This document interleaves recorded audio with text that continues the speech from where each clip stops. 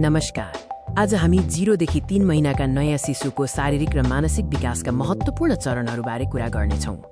यो उमेरमा शिशुले कसरी सिक्छन्, हुर्कन्छन् र संसारसँग जोडिएका हुन्छन् भन्ने कुरा बुझ्न महत्त्वपूर्ण हुन्छ। यो भिडियोमा हामी शारीरिक विकास, मानसिक तथा संवेगात्मक विकास र आमाबुबाको लागि केही महत्त्वपूर्ण सुझावहरू समावेश गर्नेछौँ। सबैभन्दा पहिले शिशुको शारीरिक विकासका चरणहरूबारे बुझौँ। जन्मदेखि 1 महिनासम्म शिशुले टाउको केही समय उठाउन सक्छन्, हातखुट्टा चलाउँछन् र तौल तथा लम्बाइमा छिटो वृद्धि हुन्छ।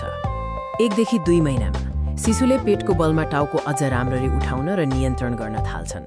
उनीहरूले आँखाले चल्ने वस्तुहरूलाई पछ्याउँछन् र आवाजमा प्रतिक्रिया दिन्छन्। 2 देखि 3 महिनाको हुँदा शिशु अझ बलियो हुन्छन्। उनीहरूले खेलौना समात्न सक्छन्, आफ्नै हात र खुट्टा हेरेर खुसी हुन्छन् र विभिन्न प्रकारका आवाजहरू निकाल्छन्।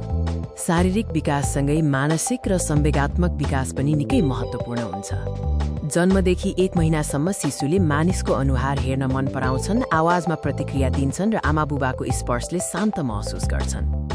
1 देखि 2 महिनामा शिशुले पहिलो सामाजिक मुस्कान दिन्छन्। उनीहरूले परिचित आवाजहरू पहिचान गर्छन् र सानो कुराकानीमा संलग्न हुन थाल्छन्। 2 देखि 3 महिनाको हुँदा शिशुले बब्लिङ, कलकल आवाज गर्न थाल्छन्। उनीहरूले खुसी र असन्तुष्टि जस्ता भावनाहरू व्यक्त गर्छन् र आफ्नो वरपरको संसारमा चासो देखाउँछन्। आमाबुबाको रूपमा तपाईले शिशुको विकासमा महत्त्वपूर्ण भूमिका खेल्न सक्नुहुन्छ। यहाँ केही सुझावहरू छन्। शिशुसँग धेरै कुरा गर्नुहोस्, गीत गाउनुहोस् र सरल खेलहरू खेल्नुहोस्। यसले उनीहरूको भाषा र सामाजिक विकासलाई बढावा दिन्छ। शिशुलाई सुरक्षित र उत्तेजक वातावरण प्रदान गर्नुहोस्। उनीहरूलाई पेटको बलमा खेल्न प्रोत्साहन दिनुहोस्। Tummy time. शिशुको नियमित स्वास्थ्य जाँचका लागि डाक्टरसँग भेट्नुहोस् ताकि उनीहरूको विकास ट्र्याकमा छ भनी सुनिश्चित गर्न सकियोस्। शिशुको पहिलो 3 महिना धेरै परिवर्तन र वृद्धिको समय हो। याद राख्नुहोस्, प्रत्येक शिशु फरक हुन्छ र आफ्नै गतिमा विकास गर्छ। चिन्ता नगर्नुहोस् यदि तपाईँको शिशुले सबै कुरा ठिक समयमा गर्दैन भने।